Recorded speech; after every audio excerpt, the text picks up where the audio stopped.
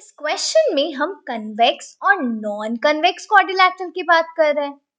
अब देखो, कोई भी क्वाड्रिलैटरल जिसके डायगोनल्स क्वाड्रिलैटरल के इंटीरियर में होते हैं, इस क्वाड्रिलैटरल को हम बोलते हैं कन्वेक्स क्वाड्रिलैटरल। और नॉन कन्वेक्स क्वाड्रिलैटरल कुछ ऐसा दिखता है, इसके डायगोनल्स क्वाड्रिलैटरल के बाहर होते हैं, तो ये हो गया हमारा नॉन कन्वेक्स क्वाड्रिलैटरल। अब हमें इस क्वेश्चन में एक कन्वेक्स क्वाड्रिलैटरल का सम ऑफ एंगल्स फाइंड करना है और फिर बताना है कि ये same property non convex quadrilateral के लिए होल्ड करता है या नहीं। तो सबसे पहले हम एक कन्वेक्स क्वाड्रिलैटरल में सम ऑफ एंगल्स फाइंड कर लेते हैं। अब इसके लिए पहले हम एक कन्वेक्स क्वाड्रिलैटरल बना लेते हैं, A B C and D. अब देखो, यहाँ सम ऑफ एंगल होगा angle A plus angle B plus angle C plus angle D. तो सम ऑफ एंगल हो गया इन चारों एंगल्स का सम। अब हमें सम ऑफ एंगल फाइंड करना है। तो देखो, अगर हम यहाँ ए टू सी एक लाइन बना दे तो ये क्वाड्रिलैटरल दो ट्रायंगल्स में डिवाइड हो जाएगा और फिर हम easily sum of angles find कर सकते हैं, क्योंकि ट्रायंगल का सम ऑफ एंगल होता है 180 डिग्री। अब देखो, यहाँ हमें दो ट्रायंगल्स मिल रहे हैं, एक है ट्रायंगल एबीसी और दूसरा है ट्रायंगल एडीसी। अब अगर हम इन दोनों का सम ऑफ एंगल्स फाइंड करके इन दोनों को ऐड कर दे तो हमें इस पूरे क्वाड्रिलैटरल का सम ऑफ एंगल मिल जाएगा। तो पहले इतना लिख लेते हैं।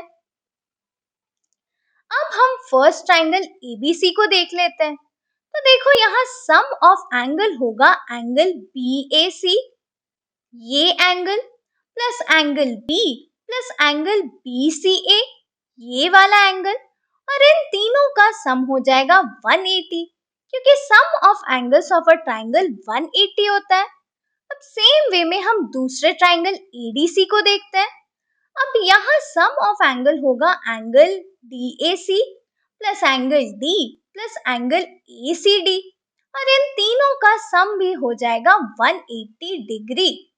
अब अगर इन दोनों ट्रायंगल्स के सम ऑफ एंगल्स को हम ऐड कर दे तो हमें ये मिल जाएगा।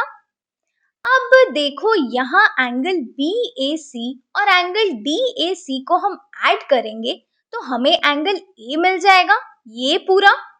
और यहाँ अगर हम एंगल BCA और एंगल DCA को ऐड करें तो हमें एंगल C मिल जाएगा, ये पूरा एंगल। तो इन दोनों को हम साथ में ग्रुप कर लेते हैं और इन दोनों को साथ में ग्रुप कर लेते हैं, तो हमें ये मिल जाएगा।